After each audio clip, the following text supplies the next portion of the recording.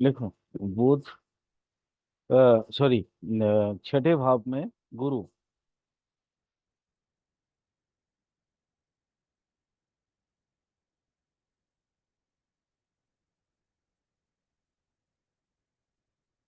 छठे भाव में गुरु हो तो जातक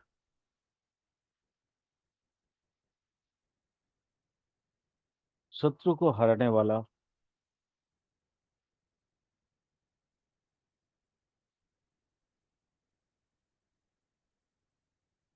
परंतु खुद ही रोग पीड़ित होगा, रोग से पीड़ित होगा।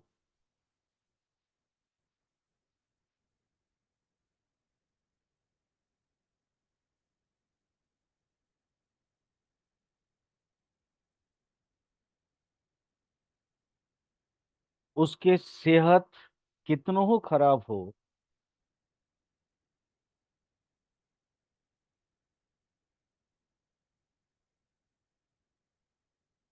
फिर भी अपने शत्रु पे विजय प्राप्ति कर लेता है, विजय पा ही लेता है।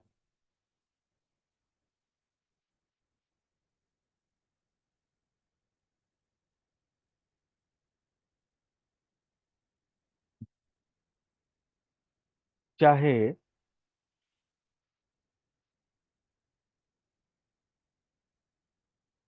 कोई भी षड्यंत्र क्यों ना रचा जाए,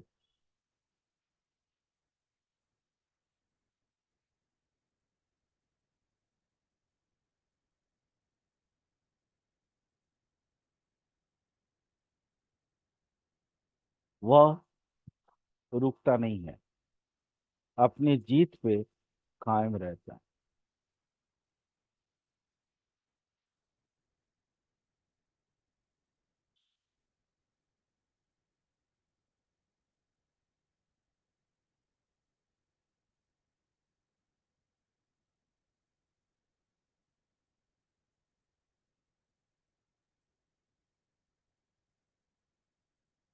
ऐसे जातक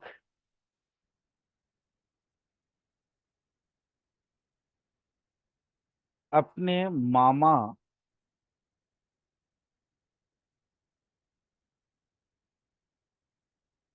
से मदद पा लेता है,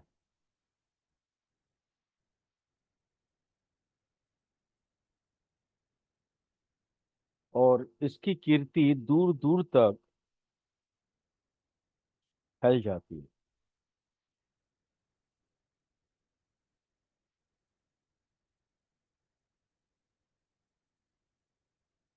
परंतु इसका जो प्रारब्ध है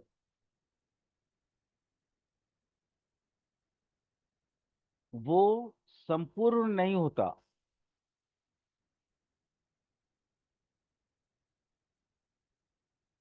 और निरंतर शत्रु से डरा हुआ होता।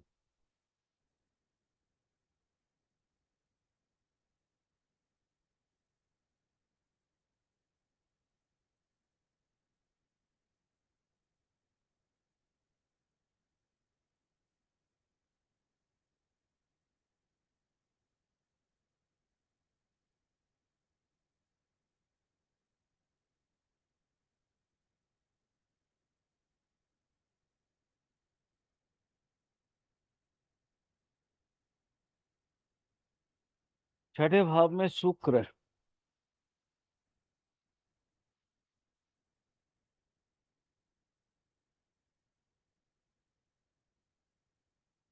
छठे भाव में शुक्र होने से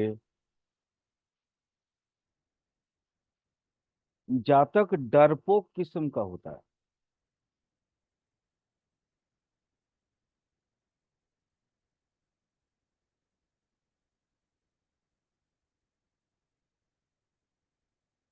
स्त्री उनको पसंद नहीं करती हैं। स्त्रियां पसंद ऐसे जातक को पसंद नहीं करती हैं।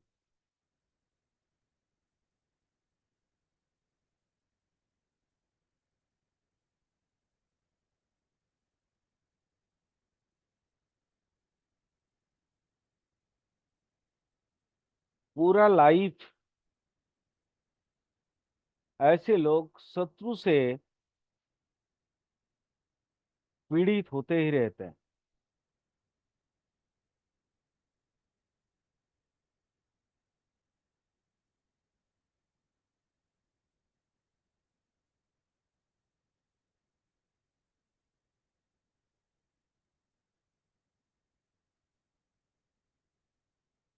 ऐसे जातक अपने आचार आचरण के लिए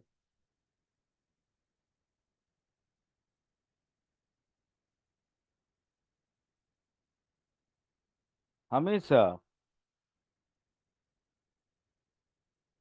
लोगों से निंदा पाते हैं या निंदनीय होते हैं। इनके आचार आचरण निंदनीय प्रकार के होते हैं।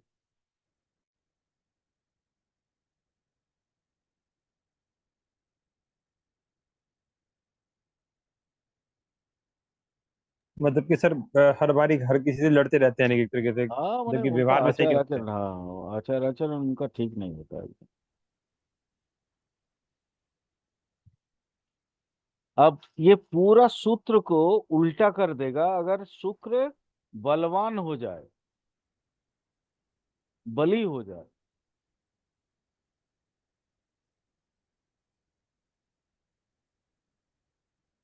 तो ये पूरा मतलब कि अगर हर शुक्र, सूत्र को पलट देता है। अच्छा अगर शुक्र बलवान है तो वो डरपोक नहीं होगा, उसके आचरण कुछ नहीं, आचरण बाकी वगैरह सब सब बढ़िया पूरा होगा। उल्टा फल मिलेगा। मान लो छठे भाव में अगर शुक्र बली हुआ, मित्र घर में आ गया, शुभ दृष्टि पा लिया, या मित्र कोई भी ग्रह से युति कर लिया, तो मैंने जितने अगली मैंने ऊपर जितने बताए आपको आगे, जी। वो सारा चीज जो है ना वो पूरा मतलब उल्टा ही फल देगा। उसमें क्या होगा कि जातक स्त्रियों से क्या कहते हैं, घिरा रहेगा, अच्छा हाँ, घिरा स्त्री लोग रहेगा, पसंद करेंगी। स्त्रियों को प्रिय होगा। ठीक है। और जातक का मतलब हर चीज सही होता चला जाएगा, उसका शत्रु होगा ही नहीं।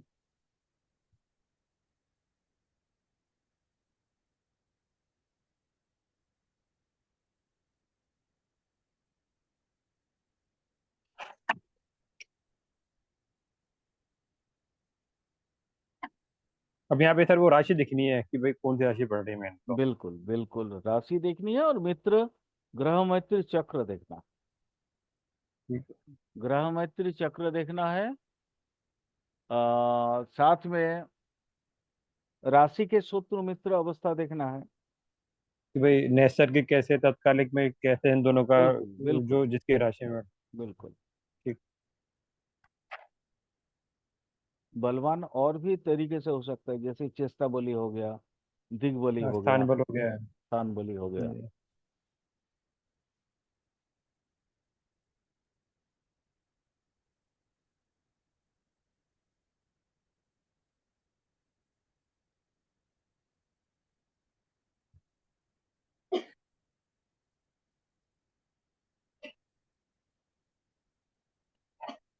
शनि, छठे भाव में शनि।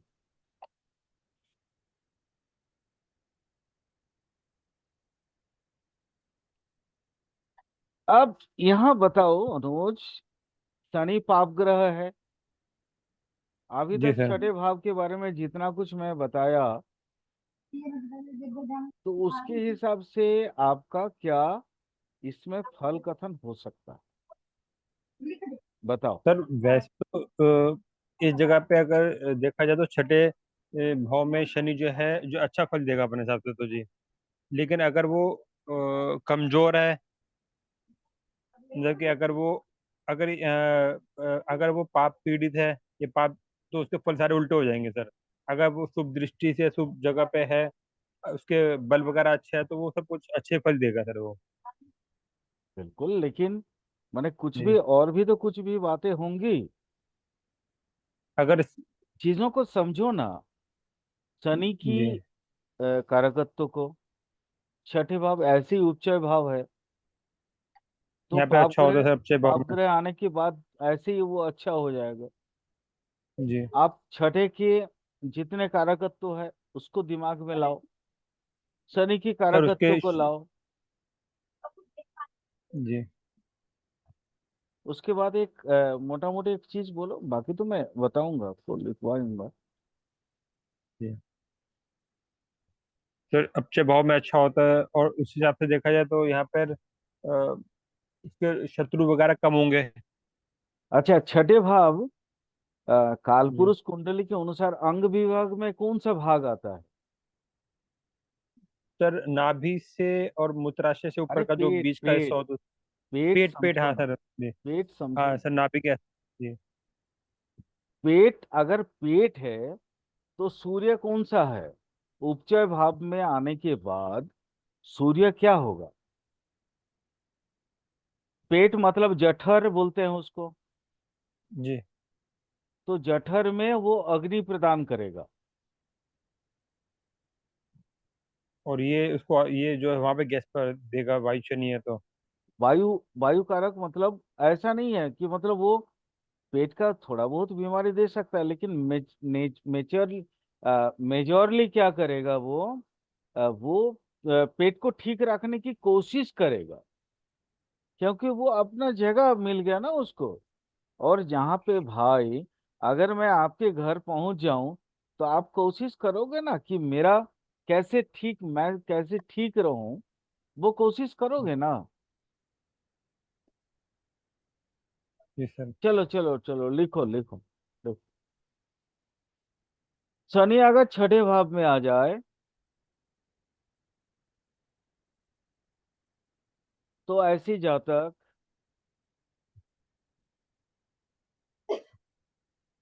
अपने जीवन भर कोई भी शत्रु से हारता नहीं है।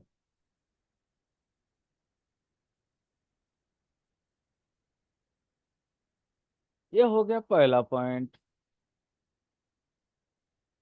दूसरा पॉइंट, वायु कारक होने की वजह से जठर अग्नि बढ़ेगा, यानी उसका खान पान अच्छा रहेगा, पेट का बीमारी कम होगा।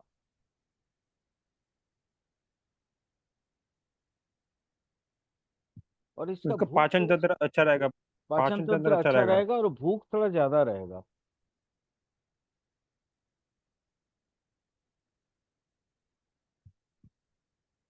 ऐसे जातक लॉजिकली बात करने की वजह से इसके गुण, माने माने इनका आदर सत्कार करने वाले लोग बहुत अधिक होंगे, ये लोगों के प्रिय होंगे। वो लॉजिकल बात करेगा। हाँ, न्याय कारक है ना शनि। जी। उपचय भाव में आने के बाद वो उसका न्याय प्रियता बढ़ जाएगा, वो लॉजिकली सही बात करने की कोशिश करेगा।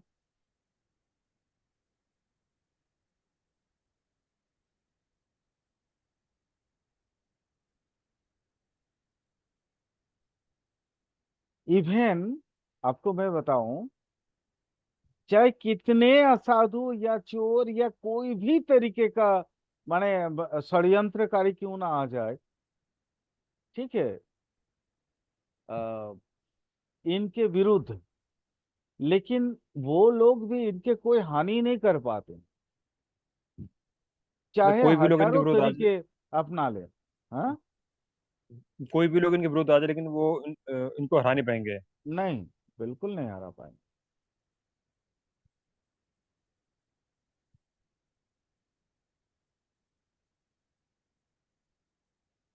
और सबसे बड़ी बात है, पीठ पीछे इनको गाली बहुत लोग देंगे, बट आमने सामने में होने में हर कोई डरते हैं।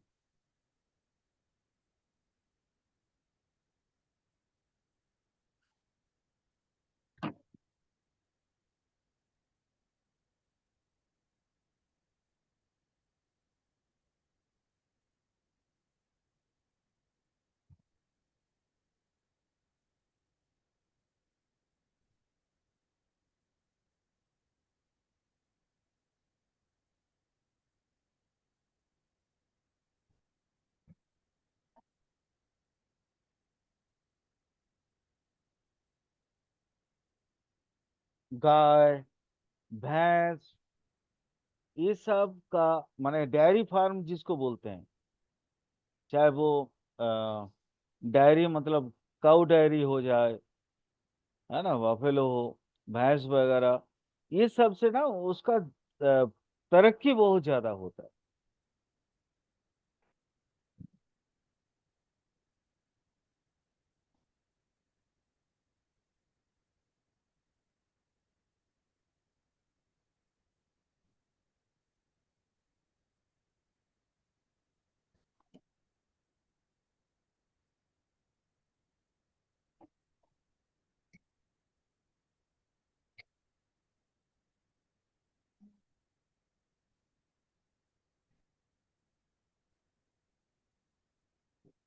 छठा भाव अगर तुला राशि हो जाए,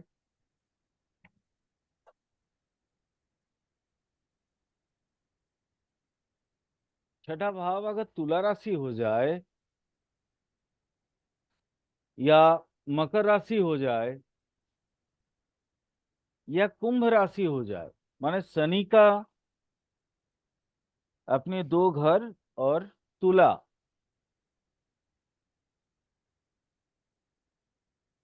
और वहां पे अगर शनि बैठे, छठा भाव बनेगा कौन कौन सा राशि?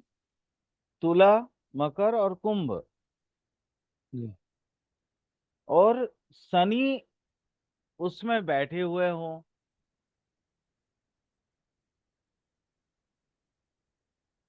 या मान लो शनि के कोई भी मित्र ग्रह है उनकी राशि हो, वो छठा भाव में पड़ जाए और शनि वहां पे बैठे हो। क्या शनि का कोई मित्र राशि हो वहां पे शनि बैठ जाए? हाँ, लेकिन छठा भाव होना चाहिए वो। जी। छठा भाव होगा तो ही ना छठा भाव का रिजल्ट मिलेगा वो।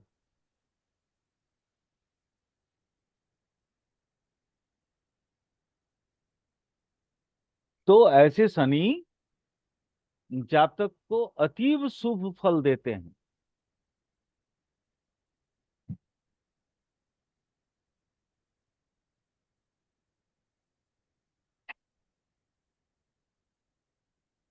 यानी कि सर, बुध की राशि हो, शुक्र की राशि हो, या फिर शनि तो है ही खुद ही, इन हाँ हाँ। तीनों में यहाँ पे राशि हो, वहाँ पे अच्छे फल देगा यानी कि। हाँ, लेकिन वृषभ तुला जैसे शनि का अच्छा राशि माना जाता है, वृषभ को जी। नहीं माना जाता है। याद रखना इस चीज को। अच्छा, और बुध की दोनों राशि हैं सर, वो तो अच्छी मानी जाती होगी। हाँ, वो तो अच्छा होता। फिर वृषभ को क्यों नहीं मानते सर वैसे? कारण है ना, क्योंकि तुला में सूर्य का कोई ये नहीं होता, क्या बोलते हैं, नक्षत्र नहीं होता। बट अच्छा, वृषभ, वृषभ में वृषभ में शुक्र ये वृषभ सूर्य का नक्षत्र सूर्य का है। नक्षत्र। अच्छा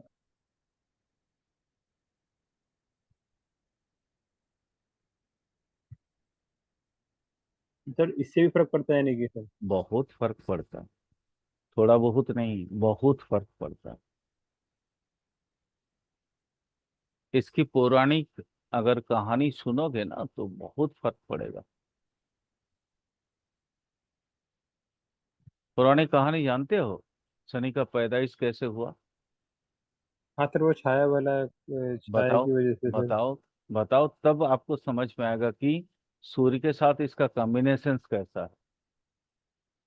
सर, जब उनकी सूर्य की जो पत्नी थी, वो उनकी तपिश में सहन नहीं कर पाती थी, तो फिर वो अपनी एक सेम टू सेम एक छाया छोड़ के चली जाती है एक औरत, और फिर उनसे फिर शनि का जन्म होता है। लेकिन जब उन्हें पता लगता है तब तक तो मतलब कि ये शनि का जन्म हो चुका था, शनि देवता जी का, महाराज जी का। हाँ नहीं, ये यहाँ पे चलो, ये कहानी, यहाँ कहानी में बहुत ट्विस्ट है। इस कहानी से हमें बहुत कुछ सीखने को मिलता है। ये जो पौराणिक कहानी है ना, इससे हम्म। ज्योतिष, इसका ज्योतिषीय महत्व बहुत ज्यादा है। मैं कहानी बता दे रहा हूँ आपको। हम्म। सूर्य की पत्नी थी संध्या, ठीक जी। है।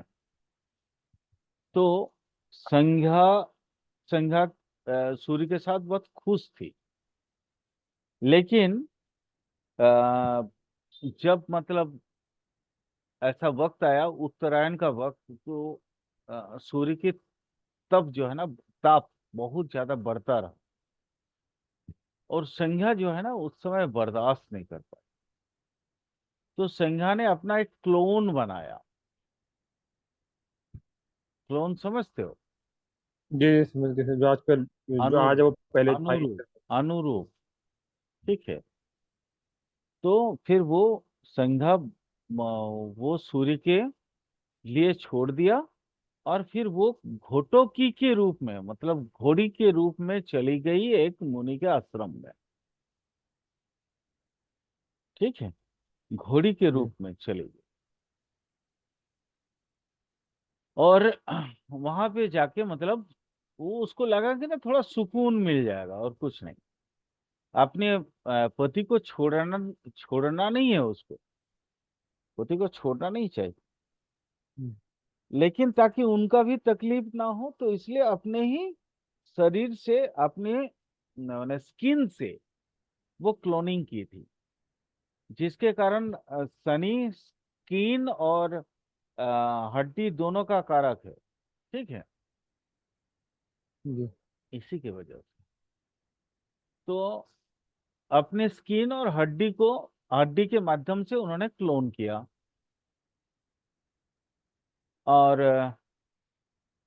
सूर्य बस आराम से उनके साथ गृहस्थ जीवन बिताते रहे। तो अब उनके साथ इंटीमेसी भी हुए, है ना। जी तो नेचुरली उसके बाद सूर्य से दो, एक बेटा और एक बेटी पैदा हुआ। सॉरी, वो तो संज्ञा से हुआ था।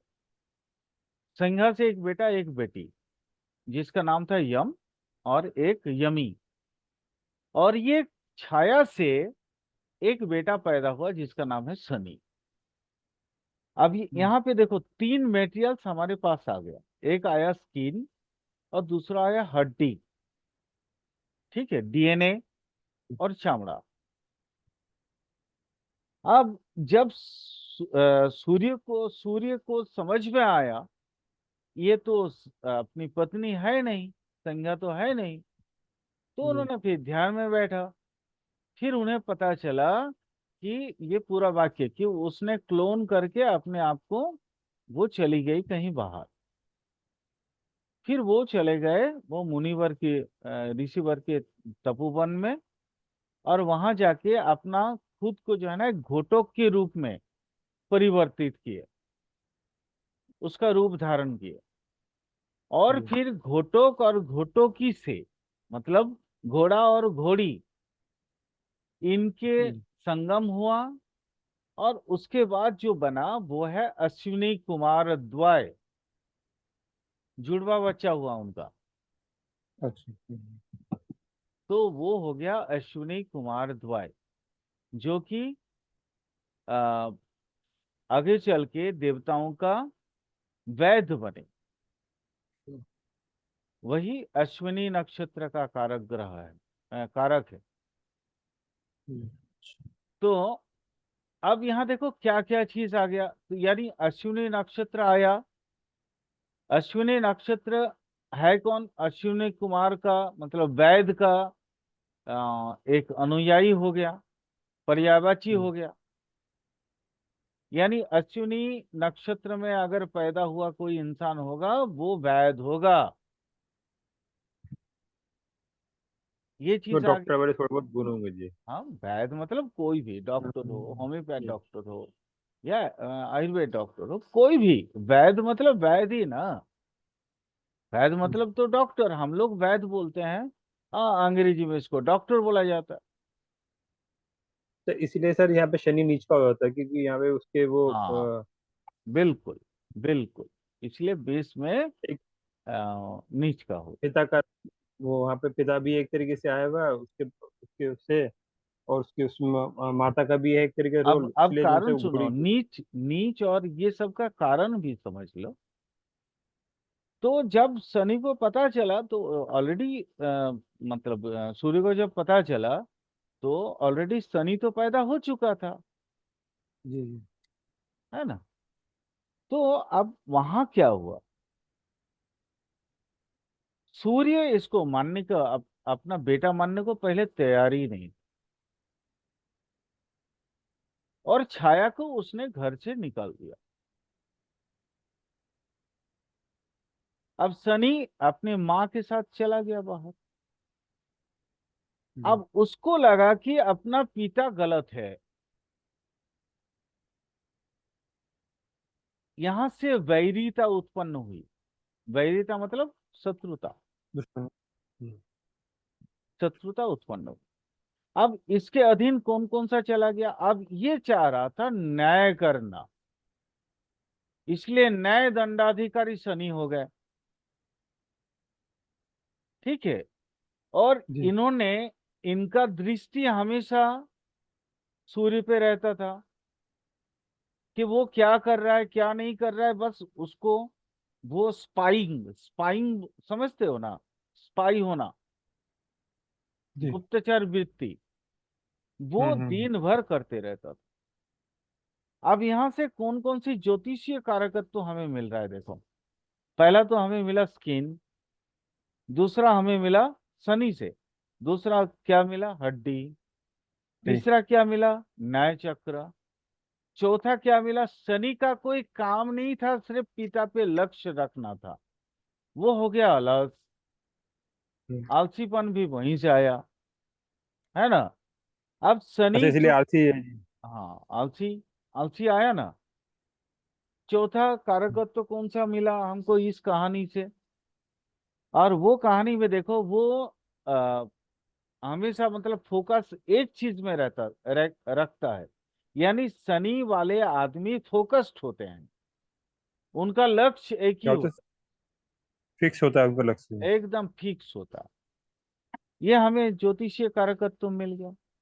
एक और ज्योतिषीय कारकत्व मिला, कौन कौन सा, इस कहानी से एक और क्या मिला, कि ऐसे व्यक्ति भले अलस हो, लेकिन जब जरूरत पड़ता है तो फिर ये लोग इतने काम करते हैं कि ये श्रम श्रम देने में कभी भी हिचकिचाते नहीं है। यानी श्रमिक संप्रदाय, हम्म। ये कारकत्व मिला। और एक कारकत्व क्या मिला, क्योंकि अब ये तो घर में नहीं है, कहीं दूसरे किसी जगह पे छोड़ दिया जब, तो किसी ना किसी तरीके से अपना पेट भरना है, यानी लेबर क्लास। जी कारकत्व मिला ना। जी।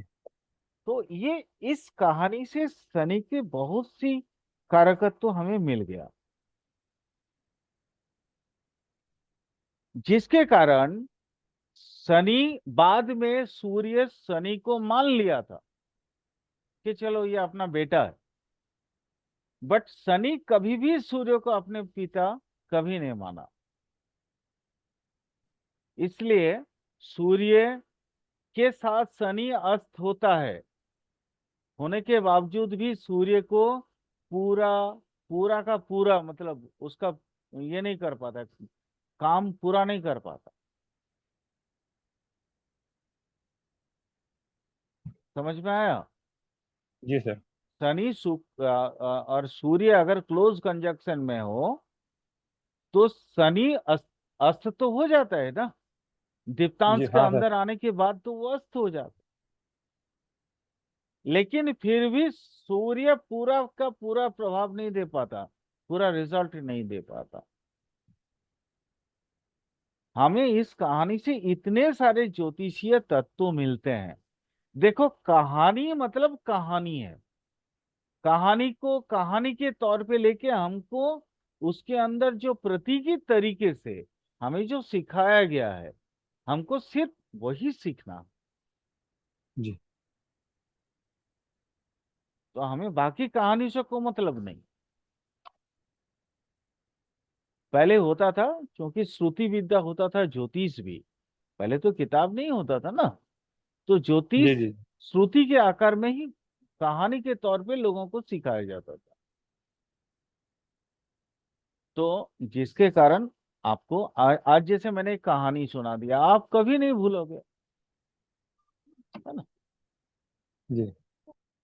वैसे ही जिसके कारण वृष का शनि उतना अच्छा नहीं होता जितना तुला का शनि अच्छा होता है।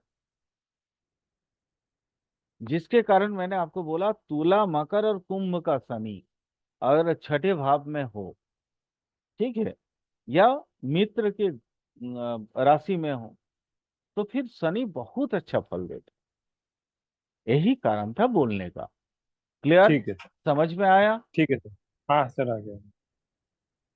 तो भाई ज्योतिष बार बार बोलता हूं ना, ज्योतिष रटे रटाया चीज नहीं है। ज्योतिष को आपको समझना, आप अगर प्रॉपरली समझ जाओगे तो आपसे अच्छा ज्योतिषी कोई नहीं है। क्लियर? जी सर। ठीक। अच्छा, आगे लिखो। जी सर। छठे भाव का शनि कमजोर,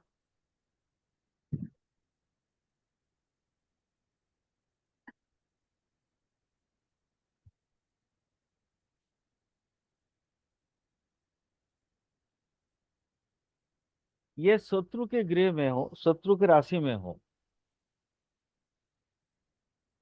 तो फिर मैंने जितने ये फल बताए वो सारा का सारा उलट जाएगा।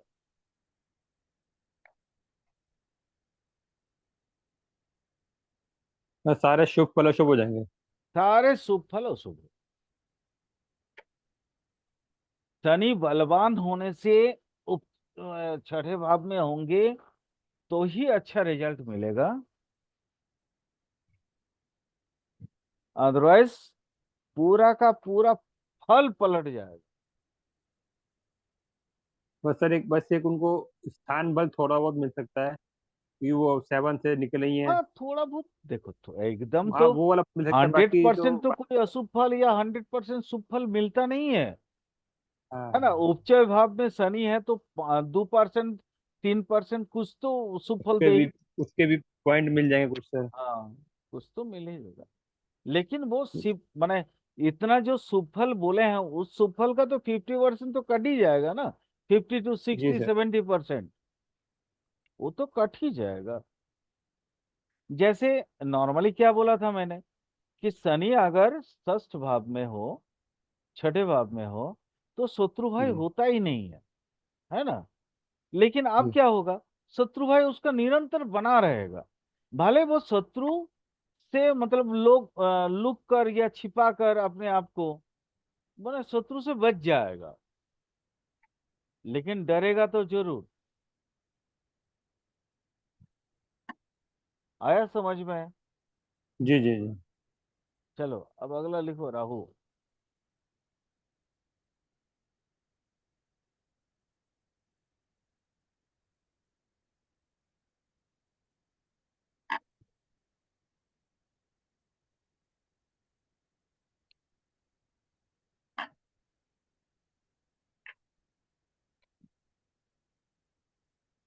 राहु छठे भाव में है। राहु का एक श्लोक का पूरा तो नहीं, कुछ हिस्सा मुझे याद आ रहा है।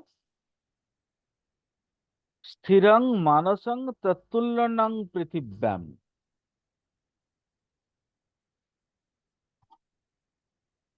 मतलब ऐसे छठे भाव में अगर राहु हो तो ऐसी व्यक्ति स्थिर होते हैं। स्थिर कहाँ कहाँ? धैर्य में, मन में।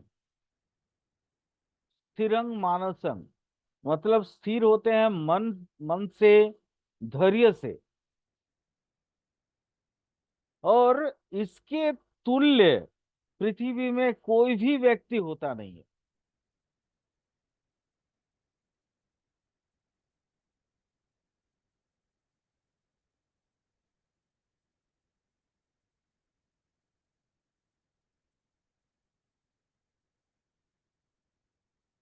ये एक शास्त्र की वचन।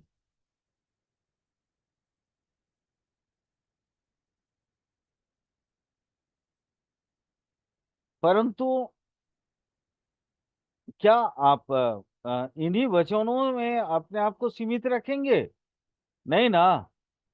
आपको भी तो प्रयास करना होगा कि छठे भाव में राहु पड़ने जी। से क्या क्या और फल हो सकता है।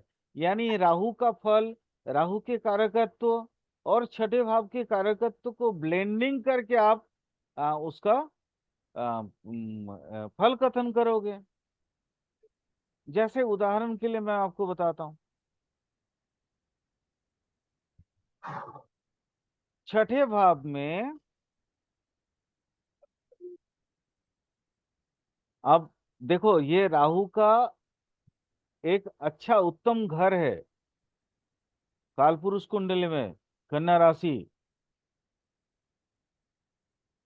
लेकिन फिर भी मिथुन में वो जितना कंफर्टेबल है, कन्या में उतना कंफर्टेबल नहीं है। अब उसी फॉर्मूला को ब्लेंड कर रहे हैं। कैसे?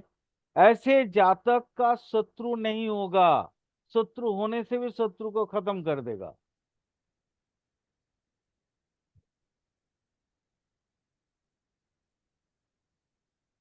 उसके बल, उसके क्या बोलते हैं उसको, ताकत, संपद, धन, मन की ताकत, इच्छा शक्ति, है ना, ये सारी चीजें बढ़ जाएंगे।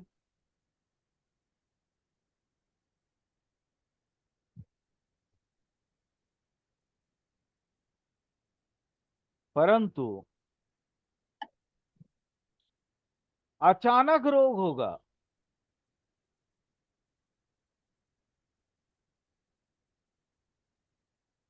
सडन पता ही नहीं चलेगा। जस्ट एक तरीका मैंने आपको समझा दिया कि कैसे इन चीजों को देखा जाए। और सर रोग पकड़ में भी नहीं आएगा? हाँ, रोग पकड़ में भी नहीं आएगा, रहस्यमय होगा। चलो अब 1 मिनट 18 सेकेंड तो थोड़ा सा केतु को भी एक लाइन 2 लाइन में पूरा कर लेते हैं। जी सर बोलिए। केतु छठे भाव में हो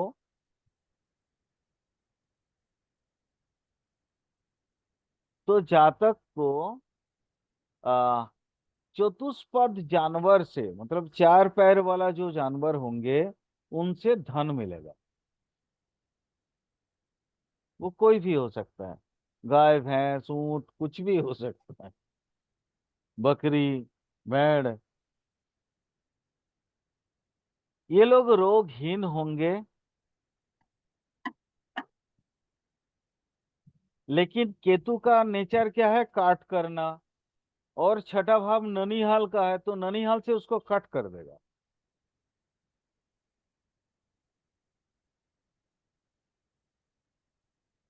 आया समझ में?